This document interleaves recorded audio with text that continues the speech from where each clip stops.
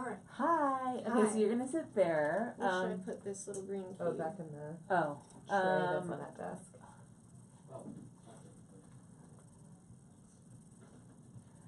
So, sorry.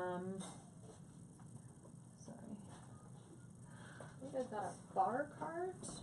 Yeah, I know, Party right? in here. We have some really exciting water for you here in I this love water. It's one of my favorite things. in this mini vids mug. So first of all, thank you so much for coming. No problem. I really appreciate Sorry. it. No, I get it. I know the traffic is Can't fucking win. horrendous. Do you want me to do the mini vids live? Do you want me to? Not yet. Not Hold yet, on. okay. Let's. I just want to talk to her real quick Oh, before no we go problem, live, yeah. and then I want to make sure that how's our framing in I that can't camera. see her This is at my all. first like live podcast. It's your first live one? The first, yeah, for them, Oh, for them? yeah. You've been doing a podcast though. Oh yeah. But this is the first like live mini vid sponsored one, which is why I'm wearing their Oh. shirt that I already got I like food the, all over. I like the And that really right? placed. Little locks on my nipples because you can't get them. Okay, how are we in the camera? You're good now. We're I've got good? both of you. Yeah. Okay, perfect. Okay, before we go live, is there anything that you don't want to talk about? No, I do want to talk about trench coat. Okay, yeah, for sure. Obviously, like, Okay. we'll promote everything. I want to ask you about that too, obviously. Yeah, no, I don't think there's anything. Okay, do we stay away from the fact that you have a child? Yes. Okay, Yeah. so there is something that you don't Okay, know. sorry. Yeah, no, it's totally fine. I mean, I'm not gonna They're like so ask you separate to me details that I about forget your that kid, Other but people don't think I that just way. wanted to Yeah. like make sure that like the world doesn't know you have one. The world knows. I just don't Ever mix, talk about it. mix them. Yeah, Yeah. totally understandable. Kayden, can you actually scoot in just a little bit on your side? There you go. So, Perfect. and there's a live feed that's going on that she's Where's the gonna camera? be kind Oh, of. the camera's right there. There's two There's of them. two That's the cameras. important one. This All one. right, good. That I'll one. set my hair part up. Yeah, perfect. Yeah, I actually same. Yeah, We're yeah, like you did. we We're really did vibing this on well. this. You did a good job. You guys planned it. we did. I love the art in here. Right? It's very Do you like my? I forgot Is to this your bring. contribution? Yes, there was a really ugly like butterfly painting there that we moved, but apparently they take it out when other podcasts come here Oh because man, it's oh, G-rated. people are afraid of too nipples. G-rated. Yeah, they are. Okay, I can't hear anything. Okay. Should I hear something? Oh, should I hear something? Do I need to be in on this? Yeah, probably. Cool. I can definitely Talk. Good. Can Yeah. you tell me? Okay, I can hear. Perfect. Can you Yeah. hear me? Okay. Also, to make sure, I tend to do this like hide my face with the microphone. Okay, well, don't do So that. just if you can't see my fucking gorgeous double chin profile, just tell me. Let you know. Okay, we good, right? Talk. Can Good? You can get a quick mic test from. Okay. Make sure they're at the same level. And then I check how my hair looks in this headphone. Okay. You look pretty fabulous, I feel. Does my hair look okay? Yeah, I think so. I feel like headphones are really the ultimate hairpiece for me. It makes us all look so professional. We know what we're doing. Okay, we good? Yeah, we're great. Okay. Alright, Libby, you want to go ahead and hit go I'm live? doing it. Are we live? You're live. Oh my god. Okay, what? Oh my god, I gotta watch what I say now. Do you? No. There's a nipple there. I feel Yeah. like you can say anything you want. Yeah, I can say whatever I want. This is my Alright. fucking show. Yeah. Okay. All right, everybody. Welcome back to Holly Randall Unfiltered. And today I have an exquisitely special guest, What? Miss Kayden Kross. Hi guys. Hi, Kayden. How are you? I'm well. How are you?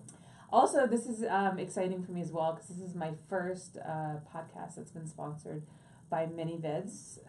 Hence, all the MiniVids Do I get to keep this one? contributed. Do I Yeah, get to keep this? you know what? I'm gonna say yes because we're on camera, and You then might take it back. and then after the show, and be like, you can't Someone have could that. attach. That's what you're saying. All right. We have the I Love MiniVids sign here. I'm wearing the shirt with the little locks on the nipples. I already spilled food on it, so I've made it mine. That's how you own something. You stain it up. Oh yeah, it's totally stained up. I thought to myself too, like when I put it on this morning, I'm like, don't stain this shirt. Don't stain this shirt. And I fucking stained That's it. always what I think when I wear white. I'm like, why am I putting this on? I know, right? White's just like, it's just asking to be stained. I'm always fascinated by people who do it and Yeah. there's nothing on their clothing, Yeah. especially pants. Yes. Because you're always putting your butt on things. Yes. What about the people who wear like all white like suits or dresses? I do not know how they do it. Like the all white party at the AVN show. Well, they're not really wearing that many clothes. I mean, That's true. That's true. It's all if they white spill, and it's nude. on skin. Right. Right.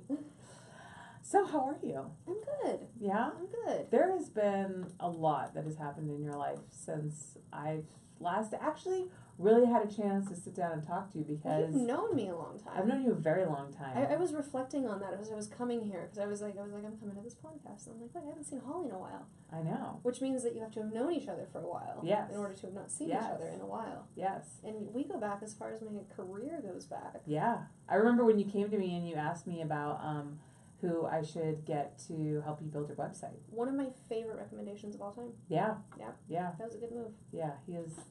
We have a mutual friend named Rodeo Danger. Who's Rodeo Danger. That's his legal name. Yes. Given at birth.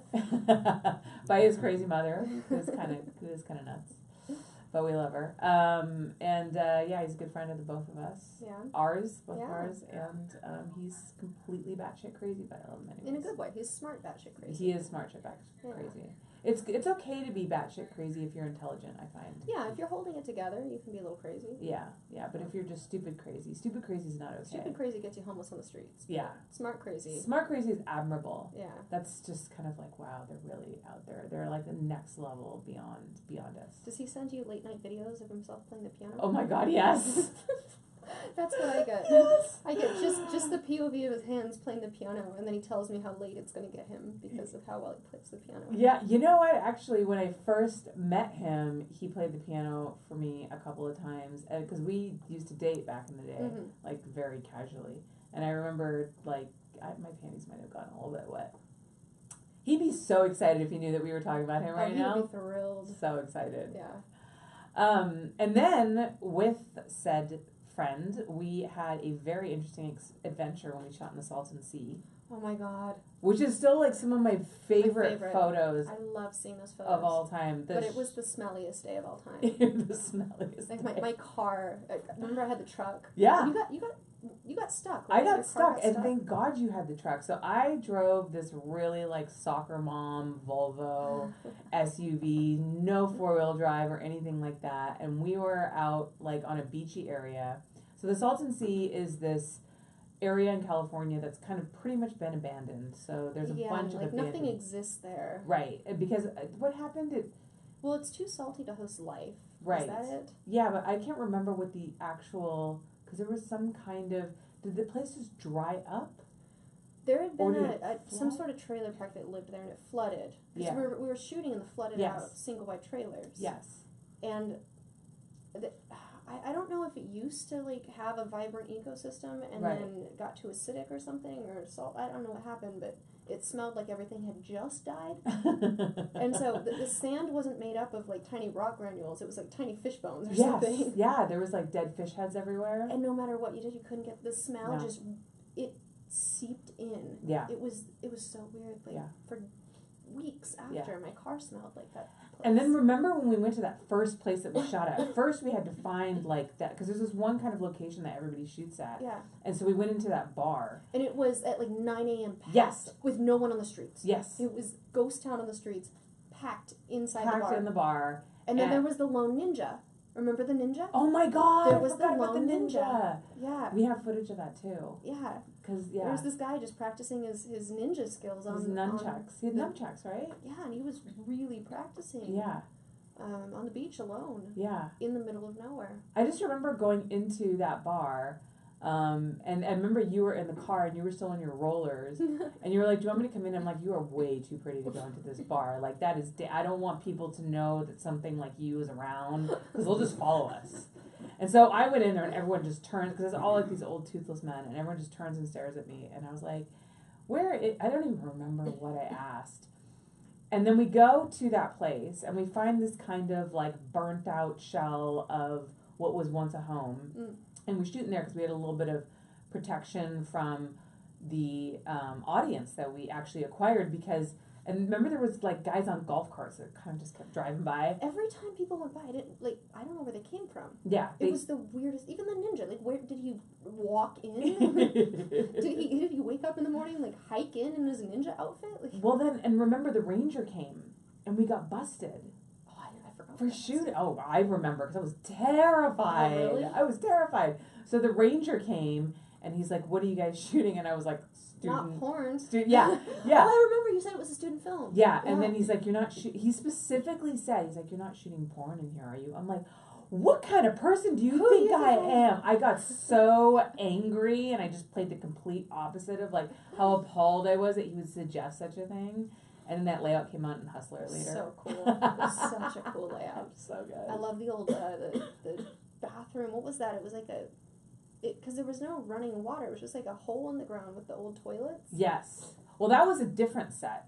That Because was the at Salton blue Sea, dress. though. Oh, yeah. No, that was a Yeah, the Salton blue Sea. dress was the flooded out single wide. Right. That was awesome. And then we went somewhere else, and Yeah. we found the old abandoned bathrooms. That was so cool. And that's my favorite set. That That was one so was cool. amazing. And that's where my truck got stuck. And we were terrified because the only people around were these kind of very sketchy looking meth heads. There was no one who looked like they were making good choices. Yeah, I know, right? And they were like, "Can we help you?" And we're Probably like, "No." including us at the time. So then you and I jumped in your truck, and then we drove to the border patrol, but then we drove in like the wrong way. I vaguely remember that. And then like all of like the border patrol agents jumped out. Like I thought I was gonna get arrested, but you know, thankfully we were just like two blonde girls. We're like, "We're stuck, help us." You know what I remember most about that trip was driving home that night, because it was a long day. Yeah.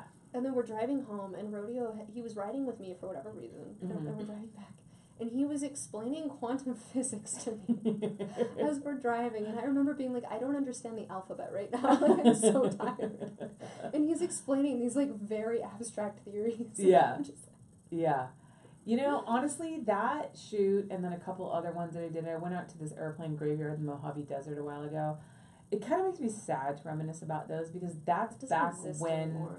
not even that, but that's back when like I feel like I gave more of a shit Oh, yeah? about what I was shooting, and I would go to these like in the middle of nowhere places to shoot this artistic stuff because first of all, back then you actually like made some money on your website. Well, there were more places to sell it, too. Yeah, You could do exactly. the magazine layouts and all that. Exactly.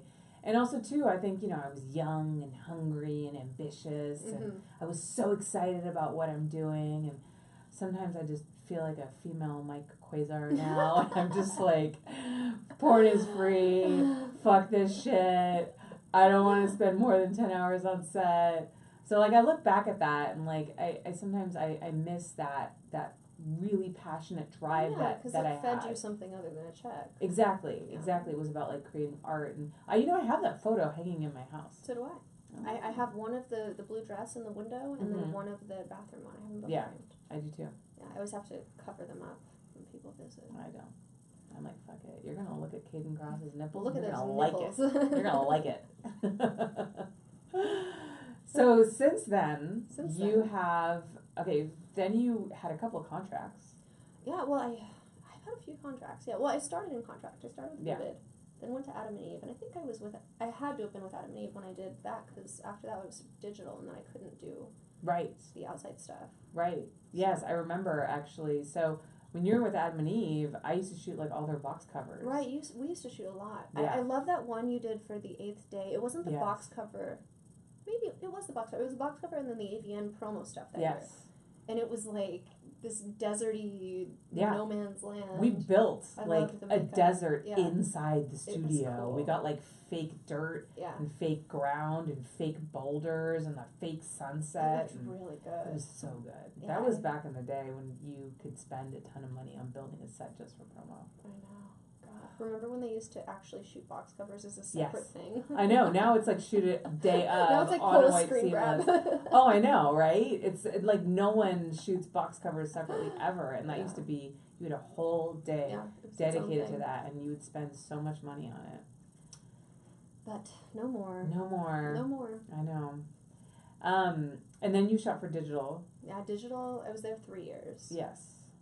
Feels like a little longer even. And I remember I was sad then because back then, and this is when Digital Playground was run by, not by MindGeek. Right. It was run by the people who founded it. Yeah, Samantha and June. Yeah, and it was like a mom and pop shop in its Yes. own way. I loved that. Yeah. I really loved being a digital when I was there. I mean, I loved being with Adam and Eve when I was there. Yeah. I always felt guilty about making that switch because Adam and Eve was so good to me, but it was Yeah. like, at the time, digital was the place to be if you Right. wanted to, you know, be No. on top. Yes.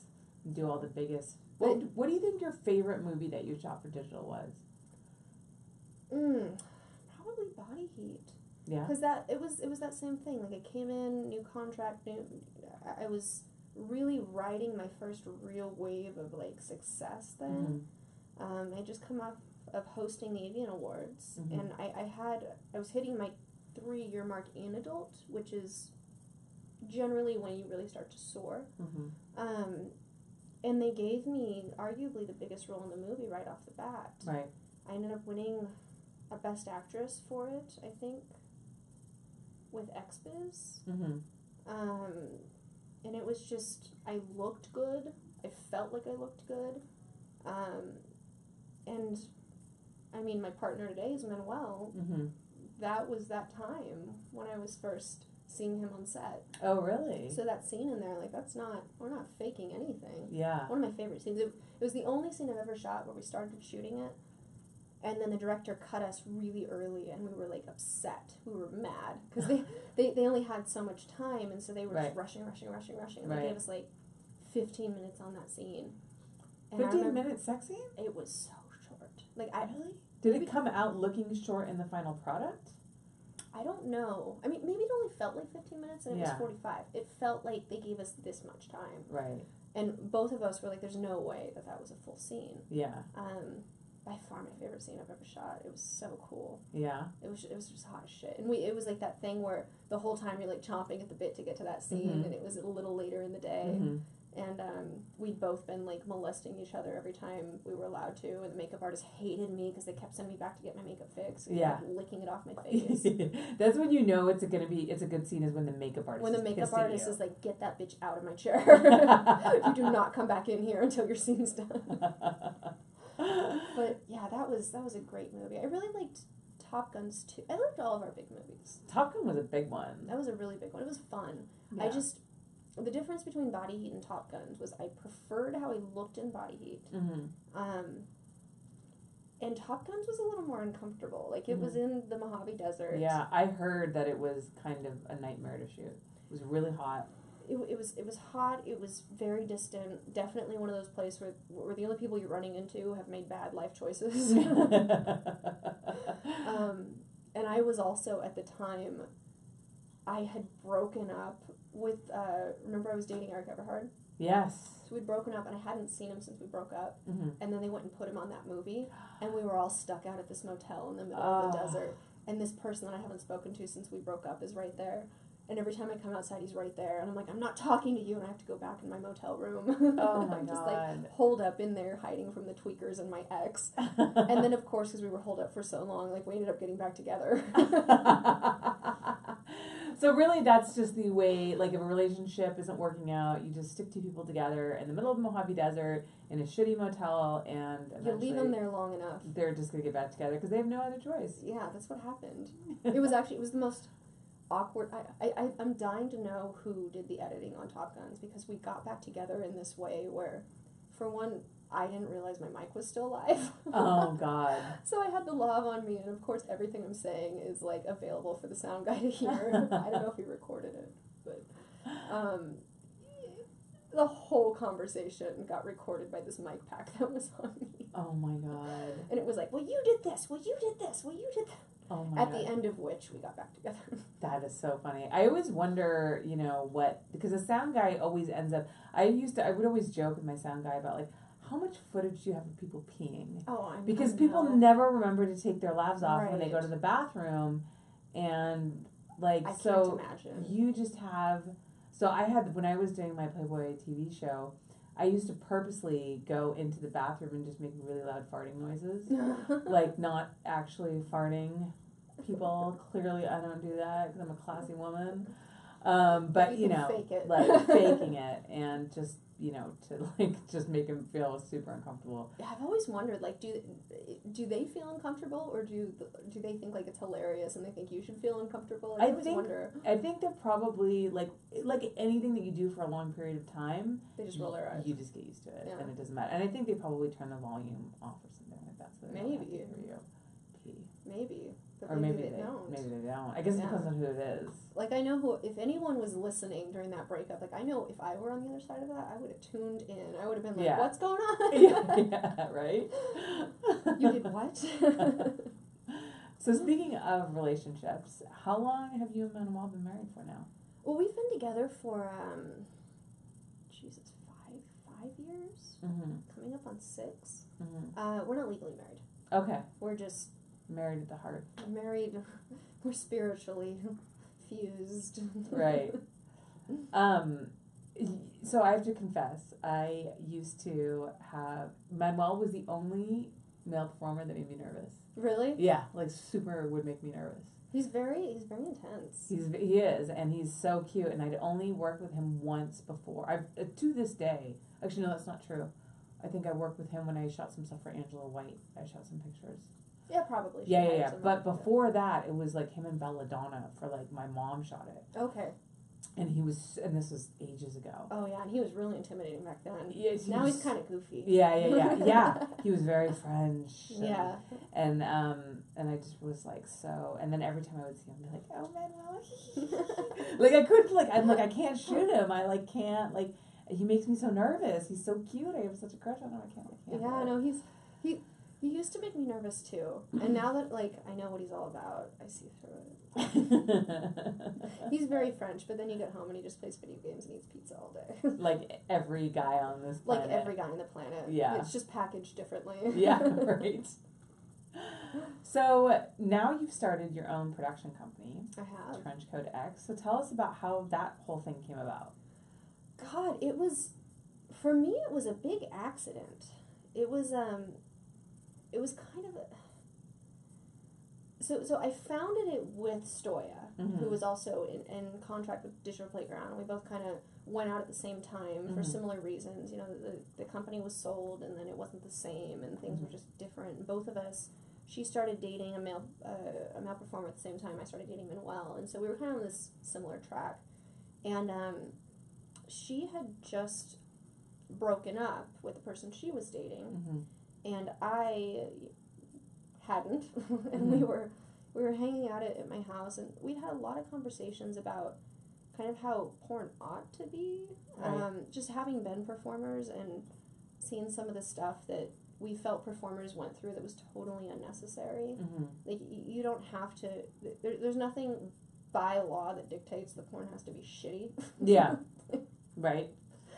And so we'd had these back and forth conversations about kind of how we would do it and what we would do, and we really wanted to tone down the cheese factor.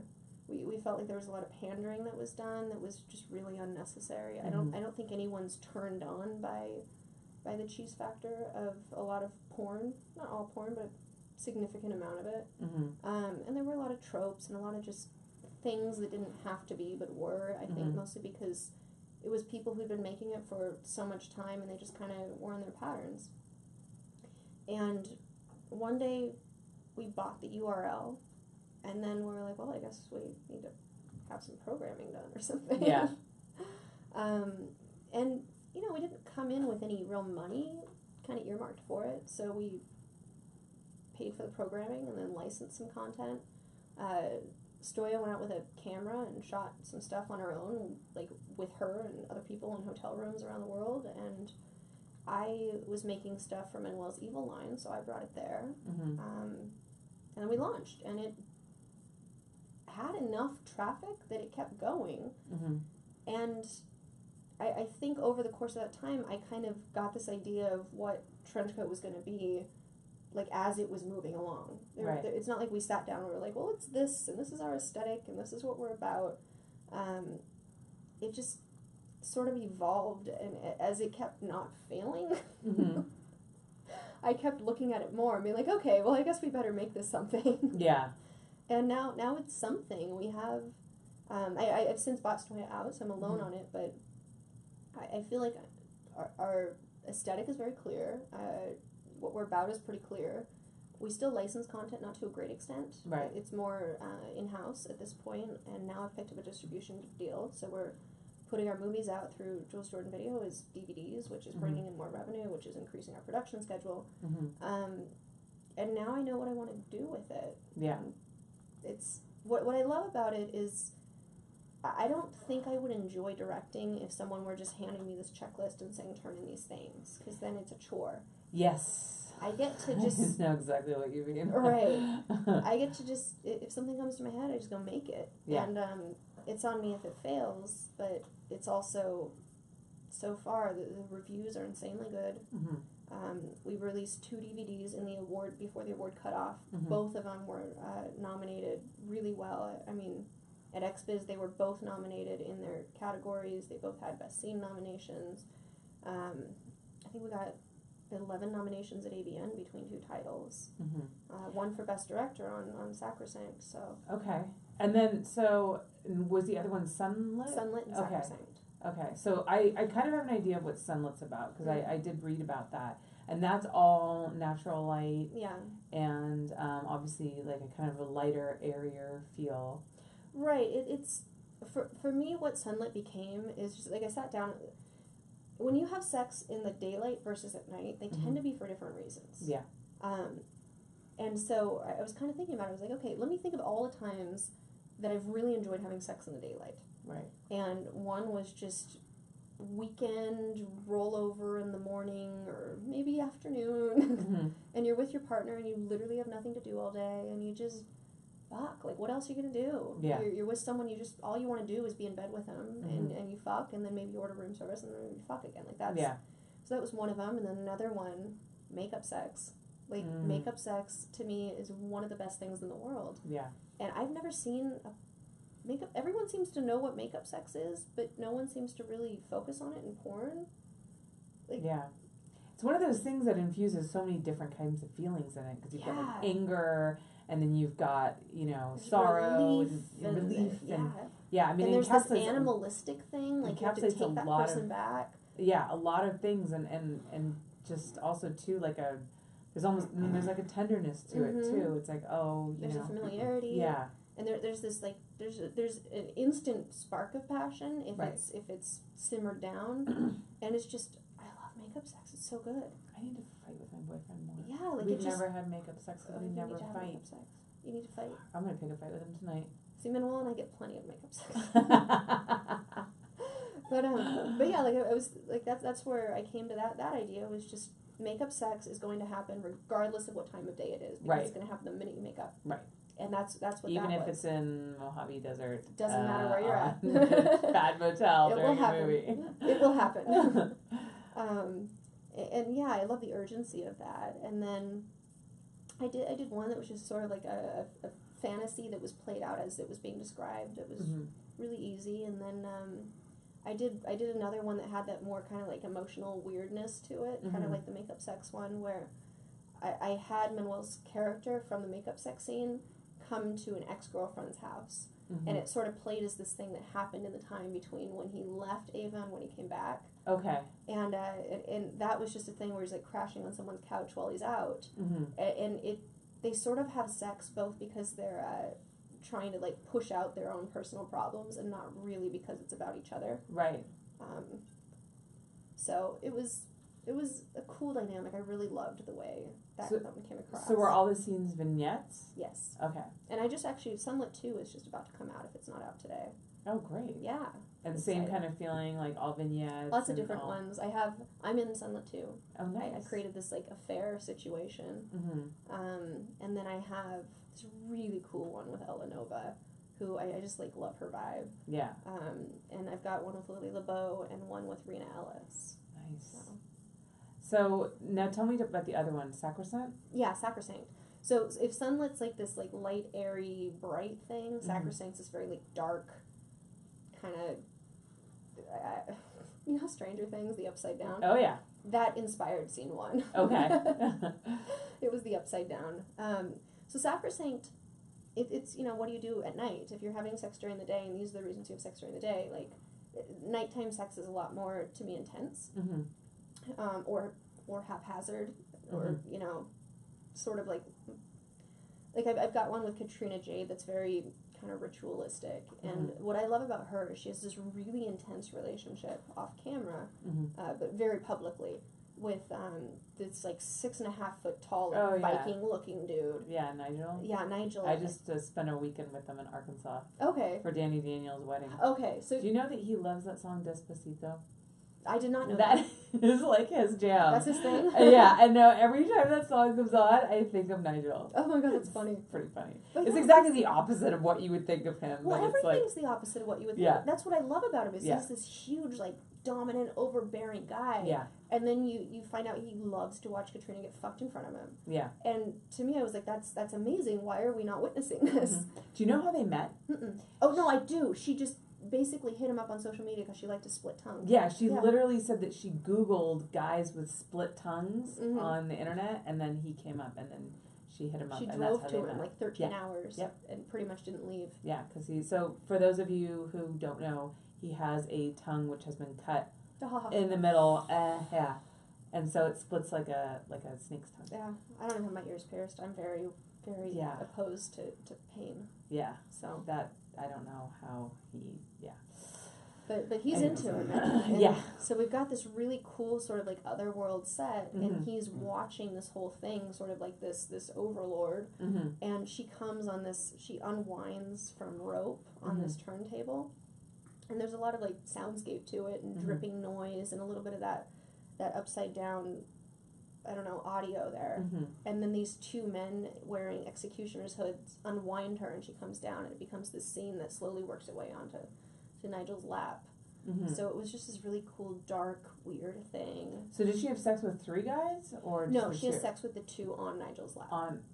Yeah, that's really hot. It's funny because normally those kinds of scenes are like the cuckold scenes, where like, you know, the girl is being fucked by some guy, and then her poor little like shitty skinny husband's like, oh no, why are you having sex with my wife in front of me? And then like he has to lick up the other guy's cum afterwards or something like that. But it's totally like this the is opposite. obviously not Nigel's in control in this one. Right.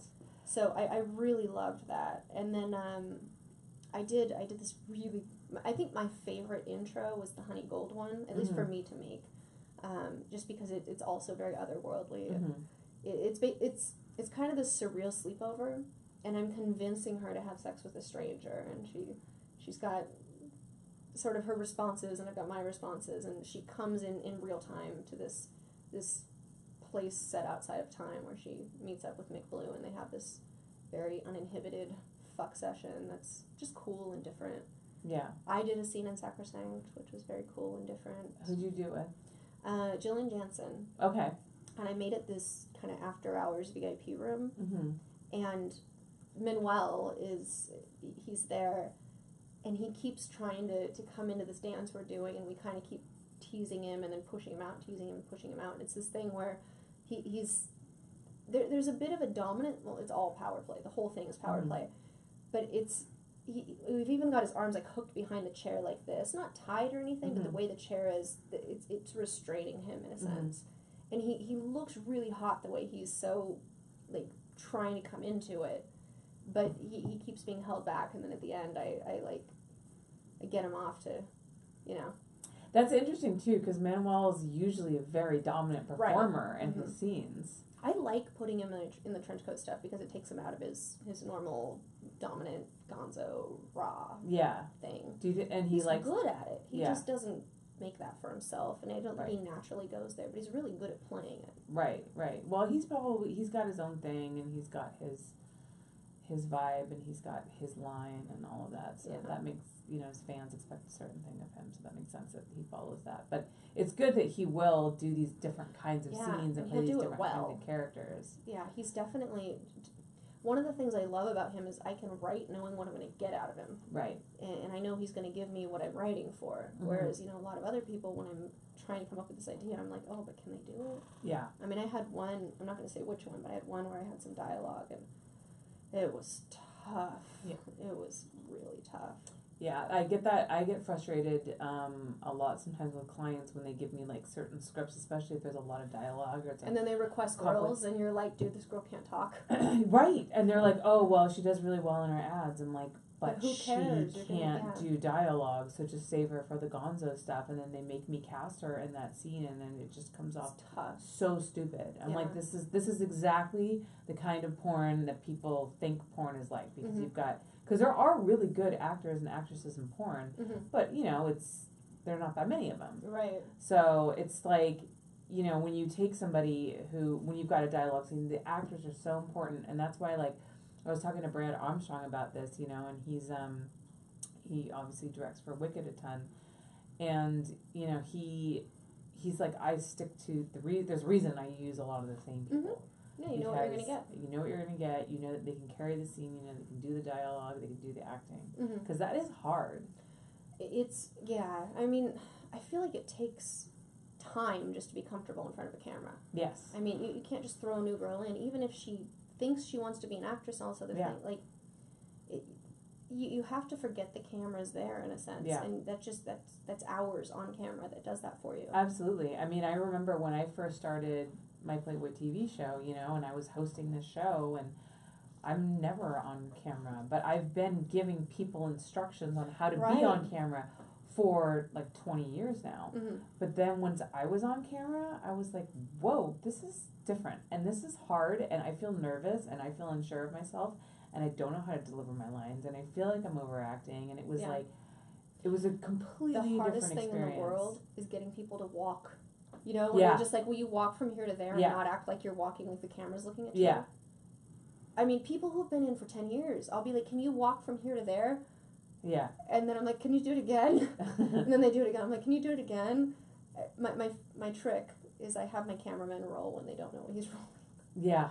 And Right. then I just kind of. And you're like, can you come here for a second? I want to tell you something. Yeah. And Yeah. then they just, That's the only. I have so much footage where I get insert shots of people where it looks like they're like responding or reacting to something, and Mhm. really I was just rolling on them when they thought we weren't rolling and they were talking to someone off camera or something. interesting.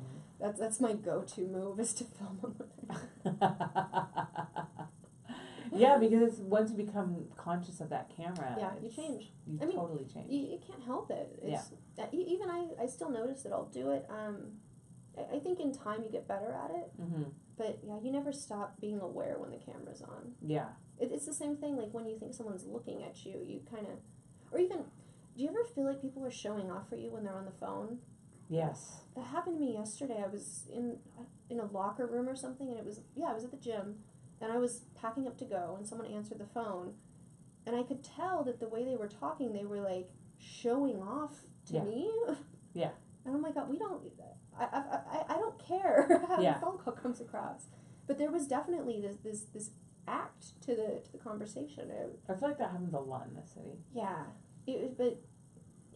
there's something psychologically you just click on and click off the moment you think eyes are on you. Mm-hmm. So. I guess that's human nature. Mm-hmm. And so the great actors and actresses can somehow surpass that They natural transcend. Yeah. they transcend that natural inclination to do that. Mm-hmm.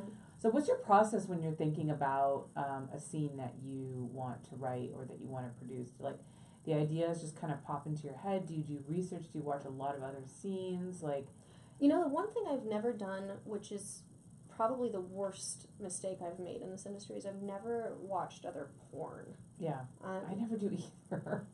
I should have. We're so over it. It's like once Yeah. we've done our own stuff, like the last thing I want to do is watch other things. Yeah, I mean, I don't know if just because it comes across your timeline on social media or Mhm. whatever, like, I notice a lot of the performers now, I'll do the same stuff. Mm-hmm. I just shot a series of days where we had 22 or 23 girls come through. Mm-hmm. It was for Fleshlight content. And in all of them, there's like these solo videos. Mm-hmm. Every one of them did the same exact thing. And I was like, I don't do that personally. Mm-hmm. So you guys must be watching each other, or I'm really weird, but like I don't use the same fingers and lick them and do that. Like there was a pattern to the way everyone did the same thing. Like you guys they're all watching each other's stuff. I don't know if you're doing it on purpose, but everyone is doing the same. Even like the faces that they make. I mean, girls coming in day one. Yeah. It's I kind of wish I had done that when I was especially a new performer because I was just terrible. Yeah. But there's also like it's there's a homogeny to everything now. Mm-hmm. Like it's really interesting. Yeah. Well, I think also, you know, a lot of times people don't put too much thought into what they're doing, into shooting porn. And a lot of it is just the same thing, different faces. Yeah. So I love what you're doing with your site, and I love that, you know, it sounds like you're really putting a lot of thought into it, and there's a lot of like cerebralness to the scenes that you're creating. I try to make stuff that gets me excited, Yeah. which I feel like if it gets me excited at all at this point, it's pretty cool. All right. Because I am not easily. Yeah. Um, You know what scene I love that you guys did was the blowjob scene with Brett Rossi. that was hot, huh? That one was great. So Yeah. it was like a glory hole scene with like donuts and it was frosting. It was frosting. different colored frosting. Okay. And we had these three sides to a box, and we put Yeah. Brett in, and she was so cute. And we put all these frosting dicks in, and some were real and some were fake, and she just blew them all. Yeah. I love that you took something that's generally so sordid and seedy and creepy and made it like light Poppy. and fun and Yeah. poppy and pink and Yeah. I mean it was such a I've never seen a glory hole scene done in that way, and I just thought that was so cool. That was so different. Yeah, no, I was really happy with that.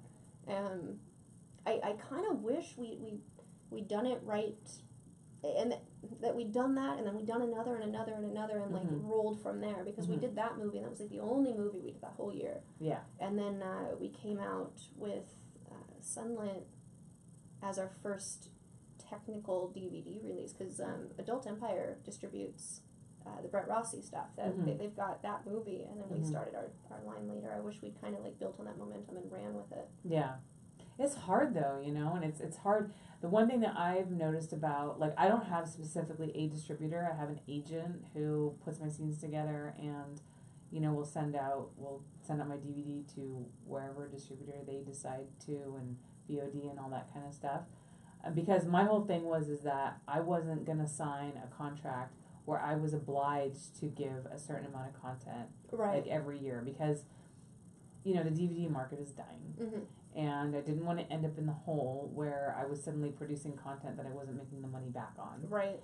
And I know that a lot of distributors want a minimum amount of content from producers if they're going to distribute it, because they don't want to like just have one DVD every year or something like that. Yeah. They need to put out a big volume, because a lot of times stores and even cable companies don't want to buy something unless it's a consistent flow. Exactly. No, I was told the same thing. You know, when we started, Jules said, "Hey, are you going to be able to keep up with this schedule?" Yeah. And I was like, "Yeah, no problem." It's difficult. Like, I'm going straight from here to my editor, because we're trying to churn out my newest project tonight. To Yeah. turn it in tomorrow. We wrapped it.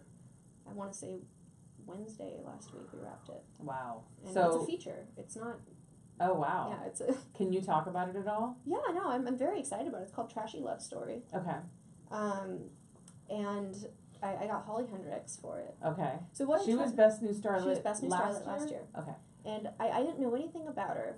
So what I try to do is, when I'm shooting a person, I tailor them and what I can figure out about them to the scene. That's really Like smart. the force scene in Sacrosanct was with Angela White, and I looked at Angela, I'm like, you're always perfect. You're always in perfect lighting with perfect makeup and agent provocateur lingerie with perfect men doing perfect things that are filthy. Yeah.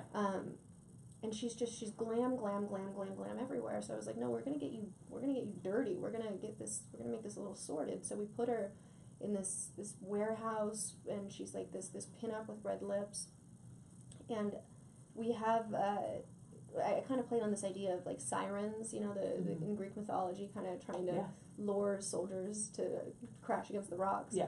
And so instead of the sirens, we've got these sexual scenarios where she keeps getting pulled in, and Manuel keeps pulling her back. Mm-hmm. And you realize at the end it's because he's saving her for the best, which is the last thing. Mm-hmm. And these men just pile out of this old gangster-looking car. Mm-hmm. And it ended up being this blow bang while she's getting fucked. Like, it's dirty. It's dirty, and it's dark, and it's gritty, and she's like right in the camera, and it's just. I love how different it is for her. Yes. And so with Holly, I'm always looking for performers that kind of move the needle on social media, because it's my only ad revenue. It's my only ad option right now. And Holly just happened to tweet at us. She said, "Hey, I want to work for you guys," which people do that all the time because everyone's looking for work. But her tweet got a ton of retweets, and so I looked at her account and I kind of reached out to her and talked to her a little bit. And she's from, you know, double wide trailer in Virginia or something. Mm-hmm. And she was kind of telling me her story, and I love it because she's this beautiful girl who comes from literally nothing. Yeah. And then just made this career in not even a year. Like, Mm-hmm. just killed it.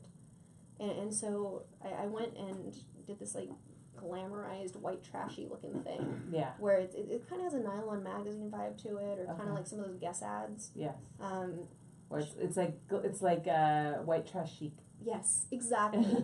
and so we got this junkyard out in Sylmar. I mean, it's a junkyard. Mm-hmm. It's insane. It's really cool, but it's insane. It's insane. And I just put really, like, bright colors on her and It's not glammed called her up. Chaos Ranch, is it? I don't know that it has a name. It's just a Okay. dude who has a lot of junk. Yeah. Uh, Does he have like old buses and stuff like that? there's stuff like that, and there's like old pickup trucks or some cows for no reason. Does he have llamas? No llamas. Okay. But I wouldn't be surprised if, like, you were talking about his neighbor. Yeah. It's a whole neighborhood of this. Yeah. But he's got 5 acres just piled with, like, broken down cars and stuff Yeah. like that. I love stuff like that. So I love the juxtaposition. That's what I love Yeah. so much about your shoot that we did. I love beautiful girls in like gritty, disgusting Right. environments. Yeah, things that you wouldn't see meet normally. Yes. I really love it. And so I did the one shoot with her that was kind of a part 1, part 2. And at the time I was like, we have to have a kind of a trashy story because it's called Trashy Love Story. Yeah. And so I've got this dude, and of course he's got, like, the handlebar mustache and the wife beater and the Was it beer. Charles in hand. Dara? No. He's got the worst so- handlebar mustache He does, and going it's on. amazing. I hate it and I love it so much. I'm just He like, just embraces it so fully. oh. No, we got someone named Donnie Rocks, who I'd never Oh, shot yes! before. Oh my god, because he went as Charles for Halloween. I believe that. So he showed up to our set. He was playing an extra with that fucking That's handlebar amazing. with the mustache, and it goes down here. And I was like, what the fuck? He played it so well. Yeah, he's a good actor. He really is. And so we've got him just as, like, the douchebag boyfriend, and Holly is the chick who deals with it. Mm-hmm. And it's just, I love it. I love the color pop, and I love the fact that there are cows in my opener. And so we've got a thing where, like, we come in and Holly's giving him Roadhead, and that's our opener, and it's, Right. it's loud and it's going and it's fast, and then he basically pushes her off and leaves and goes into the party, and she comes in and he's already, like, hitting on another chick, and so the story unfolds, Mm-hmm. and, you know, of course, they go their separate ways at one point and end up with Mhm. different people. And then I turned it into a feature because I loved the look and the story and all of that so much. So it became Okay. a bigger story. Okay. And What- yeah, it's a little trashy. What's the general story, or do people need to Well, wait and see?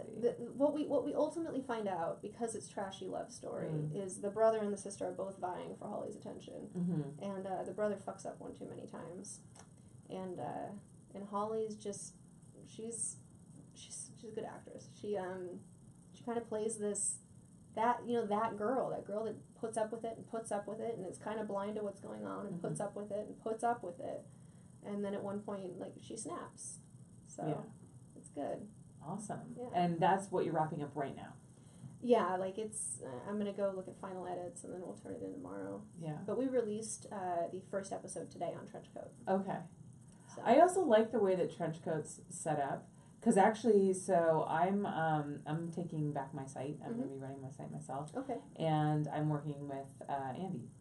Oh, good. Okay. Yeah, and so we were looking at your site actually because I wanted to. First of all, I wanted to be able to sell individual scenes by themselves, not force It's people nice to do to a be able to do membership, that. Yeah. and to have kind of like a funnel where blog where, you know, people can read my writing and then also like have stuff from the podcast, my workshops, and have all of that, and then have that kind of feed into my membership site. So we were looking at your site because it has all that diversity. It's not just a membership site. It feels Right. like a whole kind of little universe.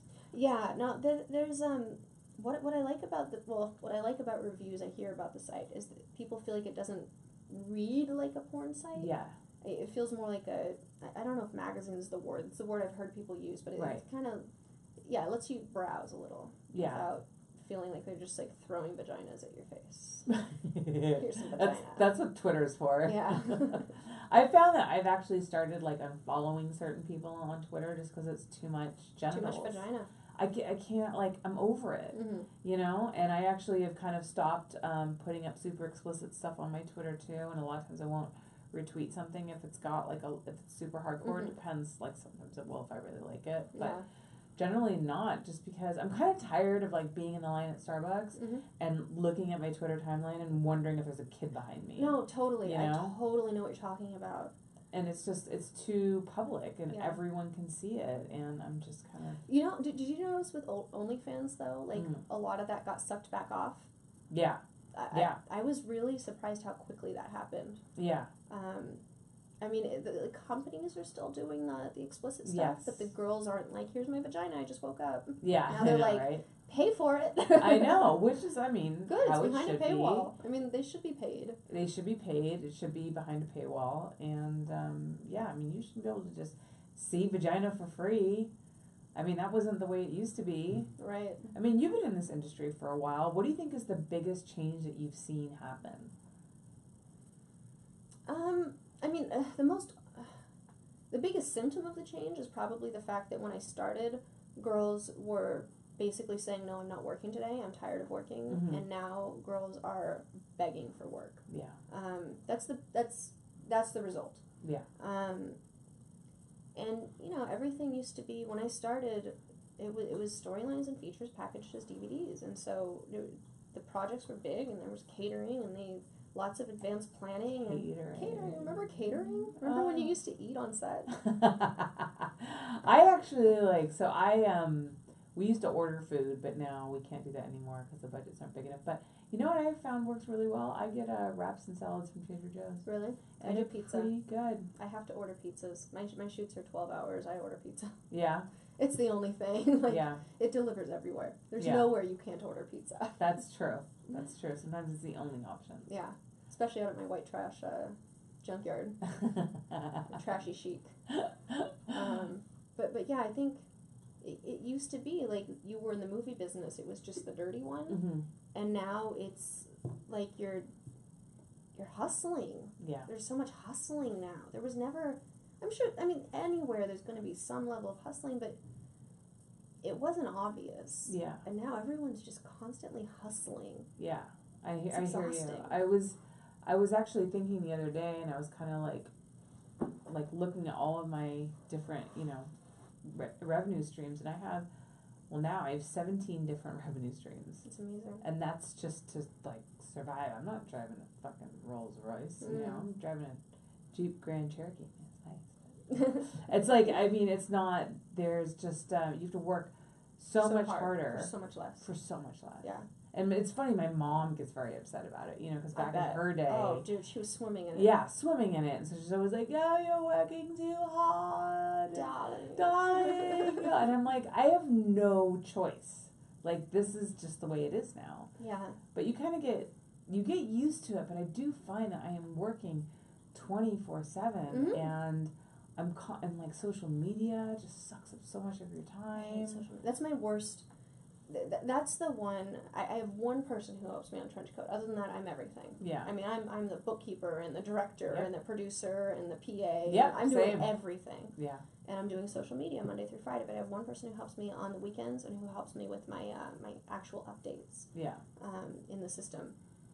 And I feel like I look forward to the weekends just so I don't have to open Twitter. Yeah. Like there's something so luxurious about just sinking in and not touching my phone. Other people, I'm weirded out by people who panic when their phone's gone. Yeah. I'm like, give me that. I feel like take my phone. I feel like I'm one of those people that panic and I wish that I didn't. And I've actually started noticing recently, like more and more, how kind of like addicted I am to my phone. I'll find myself reaching for it when I know there's nothing to see. Yes. Same. But when it's not near me, I prefer it to stay away from me. Yeah. If it's in my hand, I'll open it and I'll refresh something. Yeah. But if it's not near me, I love it. I feel so free. I feel I'm always like, where's my phone? And I always, I check my email first thing when I wake up in the morning, because I'm always convinced that I'm going to get that one email that's going to change my life. Right. Some offer But they happen. or something. And it does happen. Yeah. And exactly. they happen randomly. Yeah. Yeah. No, it's true, but I feel like I won't miss it. Like, right? I mean, it'll still be in my inbox. Exactly, and I wish I could kind of do that. And lately, I've made a point, like when I'm out in public or something like that, where I'm waiting in line, or all the times that people are usually on their phone, Mm-hmm. and I'll just put my phone down and be like, okay, let's absorb like life. Mm-hmm. Let's look around. Let's look at the people that are around you. Let's people watch. Yeah. Let's notice things in your immediate surroundings. People watching is watching people on their phones though now. I know. The other day, Manuel had some friends over, and so it was 3 of them and him, and they were all French. Mm-hmm. And I had been reading I was like obsessed with this article, really Mm-hmm. interesting article, and so I'm like reading it, and so I didn't get up and immediately go over to the table, and I come in and they've just shown up. He hasn't seen this very close friend in a while because he lives in France and he had just flown in, and they're all sitting around the table, each of them on their phone, like dead quiet, on a Saturday night, and I'm like, like this is surreal. Why do you have people over if you're gonna stare at your phone? Yeah. And I kind of pointed it out, and they like laughed like it was hilarious. But there's something very unsettling Yes. about the fact that you get together in groups and then each go to your phone. Yeah. And you see it all the time. You see people at dinner. I mean, You see it with kids too. big time. Big time. And I worry about that. I see people sitting at lunch with their kid, and they just give the kid the iPad to like watch a movie while they're supposed to be out as a family having dinner or having lunch. And I'm just like, you're not like, your kid is not interacting with the real world. And how is that child going to grow up and interact with people when they're an adult? And these days you see it with millennials. But you wonder if that's even going to be a thing. Like if everyone's growing up on screens. Right. Like how, and everyone can basically live their lives from a basement if they want to. Right. You could literally grow up, go to school online, Yeah. develop a business online, run it online. Yeah. You could, and then order Grubhub. Like Yeah. you could feasibly never leave your basement Yeah. from birth till death. Yeah. It's really. There's nothing preventing that at this point. It's scary. I was listening to the Joe Rogan podcast the other day, and he had Sebastian Younger on, I think, who wrote Tribe, and he was talking about how depression rates and anxiety rates way up. have gone way up. And in younger groups. Yes, Yeah. because everybody is so isolated from technology, because now you can drive to your house, you can pull your car into your automatic door garage, you can go into your house, you can order Grubhub, you can watch Netflix, you can text with somebody on the phone. Like, you don't have, like, people don't need each other to survive anymore. Mm-hmm. We used to need each other to survive. Yeah, and then you would have these bonds that were Right. lasting and definitely Exactly. Even calming. like with your neighbors, Mhm. even if you lived in an apartment building and you would meet people like on, the stairwell, like going to your next, going to your apartment, you would at least have some kind of interaction Right. with people. And he was pointing out that a lot of these mass shootings happen in neighborhoods that are usually like middle class neighborhoods. You're not seeing that happen in low income neighborhoods. You're not seeing that happen. Oh, where there's in more ghetto. dependency on people? Yeah. Because now, like with suburbia, Mm-hmm. people are so isolated from each other. You have your own house, you have a wall up, you don't know your neighbors, you don't have to talk to your neighbors, there's no community, Yeah. there's no, and you have the money to have the technology to not talk to other people. And so it was a really interesting, eye-opening. We had a thing a little while ago. We were out of town and we came back, and the neighbors, like 5 houses down the street, they'd baked cookies, and I presume they put a plate of these cookies on everyone's doorstep, and it was wrapped and it said from the so and so, whoever they were. And so we take the cookies in, and we've never met these people, Mhm. and we're like, okay, well now we have to do something. So we wrote Yeah. a thank you note, but like dropped it in their mailbox. Yeah. Rather than have to go talk to them face to face. Right. It seemed very intimidating. Right? Was there a part of you too that worried that like maybe the cookies are poisoned? No, I didn't do that, but I also didn't eat them because I've been trying not to eat cookies. So it was, maybe if I had been eating them, I would have gone that far. Because I find that these days I'm often suspicious if someone tries to start a conversation with me in public. Yeah, that you're I like, don't what do you know. want? Yeah. I mean, actually just coming up here, the last time I was here in the elevator, this handyman gets in the elevator with me and he's just like, hey, how's your day going? And my instant thought was like, what do you want from me? No, what I'm are you trying exactly to get the from same me? way. Like, why But are you I trying to think talk to being me? a female, especially in LA, Yeah. That's true.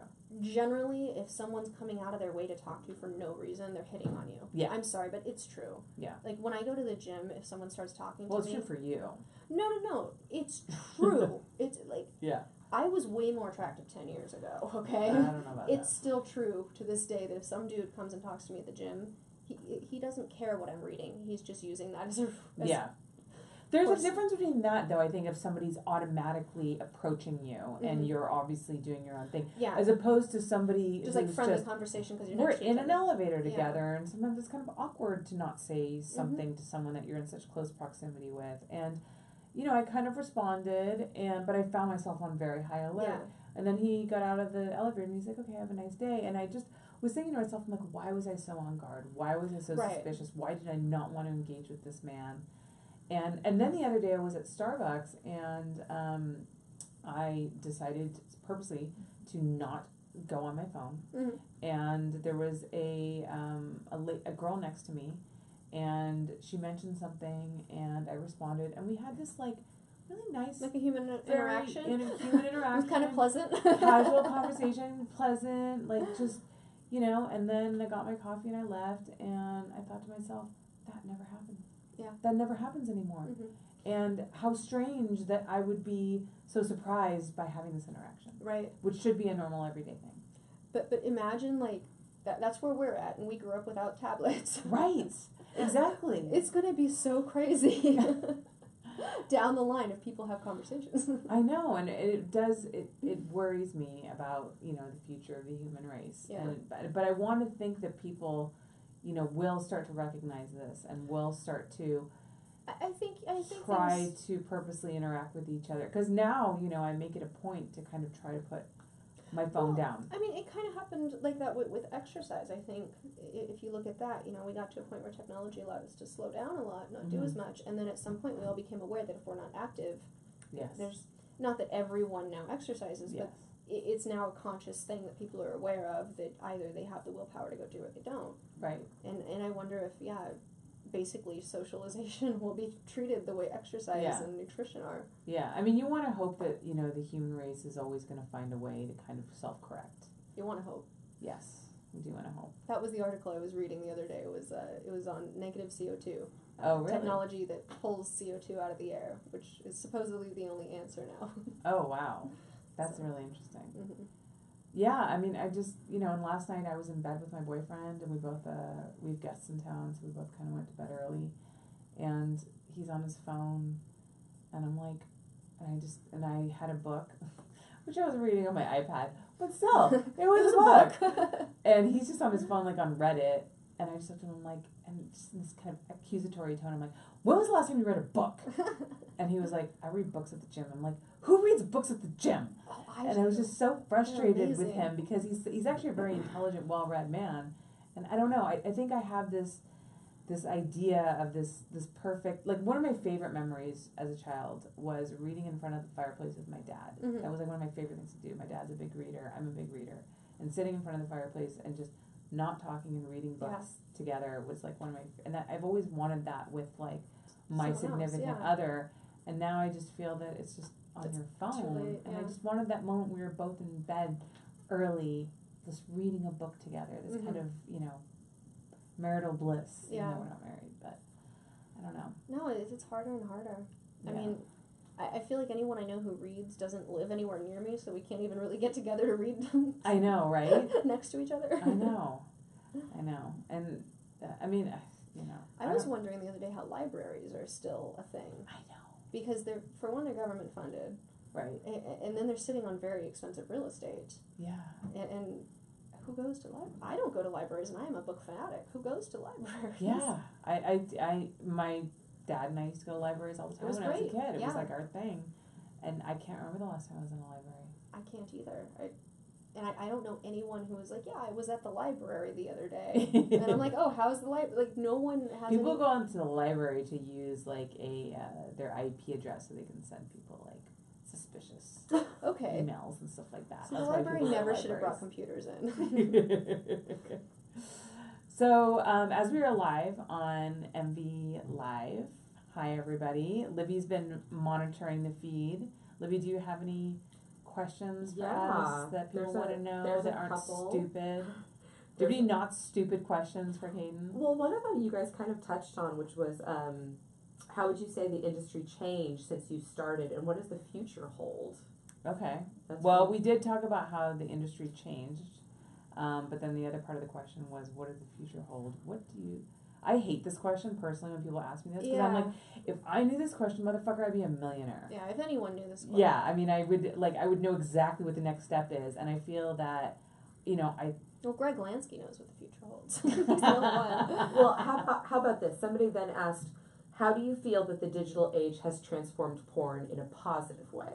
Okay. It has given control to the performers in ways they didn't have, for sure. As a performer, assuming you can rally a fan base. If you have no fan base, you've got nothing. Yeah.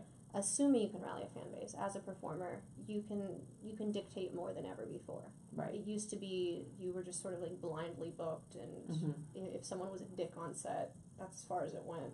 Right. Between sort of your soapbox that is social media, and then the various revenue streams that are easy to access, like ManyVids or auction sites, or I mean, people sell Skype chats, they sell individual clips, like you don't have to leave your house. Yeah. Right.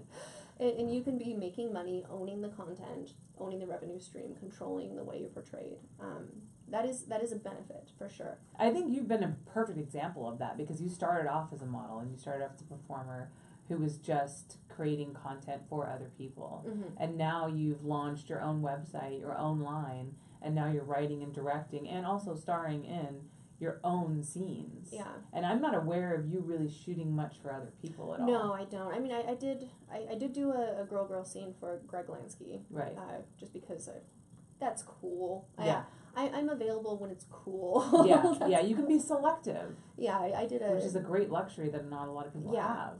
But there are, like, I think Eva Lovia is a good example. Like, she's extremely selective. And she's got a great career. I mean, that girl, if she tweets one thing, it's going to get hundreds of retweets on her content. And that's money. Yeah. Like, from where I stand, if I'm writing you a check, if you're not getting me retweets on social media, I want my money back. Yeah. I don't care that you gave me a scene. Yeah. And if you're not sending me traffic, you're not valuable to me. Because you don't have an affiliate program, right? I do have one now. Oh, okay. But no one sends traffic like affiliate programs. I feel like are kind of they've definitely been declining, and now they're almost useless. Yeah. But it's like the DVD thing, where if you can still make some money off of it, go for it. Oh God, yeah. I mean, there's like talk about trickle in. I mean, there's a reason I have 17 streams of revenue. Right.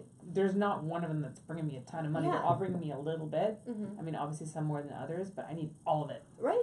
No, all of it. I totally agree. Yeah. I mean, I take my content basically anywhere I can make money on my content. Yeah. Because one of my things that I'm proud of is I don't ask girls to come down on their rates. If this is your rate as a performer, I will pay it. Yeah. You better fucking get me my retweets, but I'll pay you. Yeah.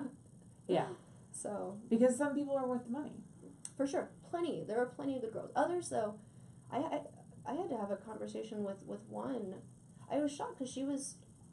There tends to be kind of a flat rate where girls kind of think like everyone should get $1,000 for boy girl. Okay. Yeah. But of everyone I had paid that rate, she had the least amount of A, history in the business, and B, social influence. And she was the one doing the least amount to push. Yeah. When her scene came out, I was like, are you kidding me? Yeah. Like, are you kidding me? Yeah. I know you do cheaper scenes. Yeah. I actually recently did talk to all the agents about girl rates, and that I wanted to, newer girls should not be paid the same amount of money as someone like, Missy Martinez, who's been in the industry for a while, who's got a big following, who comes to set prepared, who goes out and buys the wardrobe that I need for the shoot, who has actually read the script. Yeah. And then I get this brand new girl who may not have the car or the money to go buy the wardrobe. That's totally fine. Maybe didn't read the script, is inexperienced, doesn't know how to do it. Slows you down, makes you pay more for location. That's the thing. It's like, because a lot of these locations are by the hour. Yeah. If you're slowing my day down because you don't know what you're doing, you require a lot more direction, a lot more coaching, which is fine. Everybody's got to start somewhere. That's okay. But there's no reason I should be paying you the same amount of money that I'm paying Yeah, as the person a with the seasoned skills. girl who's going to get me through the day like that. So I kind of came to that conclusion. I'm like, okay, we need to reassess I think this. agent fees need to go away. I personally don't agree with them.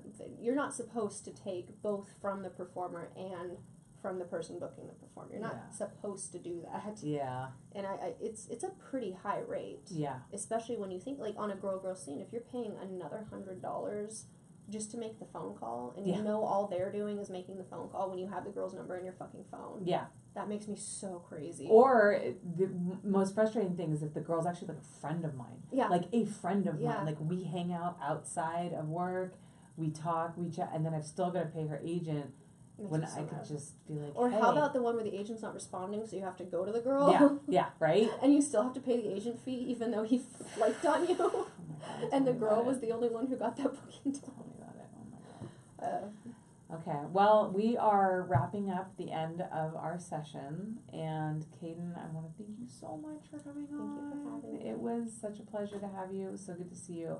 I'm so happy that you're doing well. I mean, you're one of the smartest girls in the industry, and hardworking, and you just like deserve all of your success. Well, and thank you. I'm just stoked to see you like where you're at today. Thank you. So, where can people find you on social media? Should they choose to do Should so? they choose? I am on Twitter at Kayden_Kross. I'm on Instagram, my third account. I'm not going to get deleted this time. At Club Kayden. And then, of course, my trench coat stuff is also on social media, where I'm more active. And that is Trenchcoat X. Yeah, it's at TrenchcoatX and at TrenchcoatX photos for Instagram.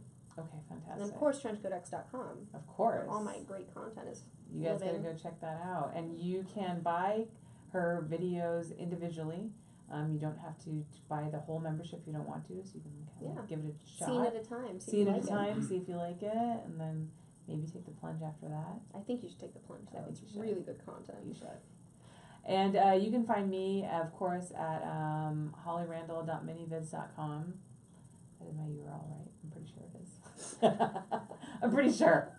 hollyrandall.minivids.com, hollyrandall.com, and I'm on social media at hollyrandall on both Twitter and Instagram, and I'm on Snapchat at hollyrandall78.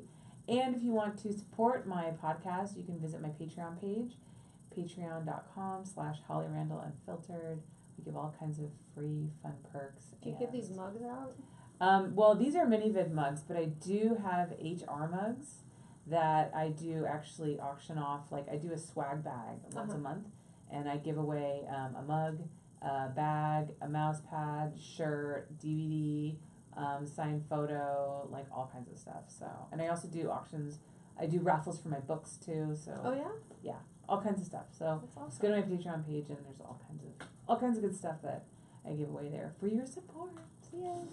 All right. Thank you so much, Kayden, for coming on. Thank you. Bye, guys. Bye.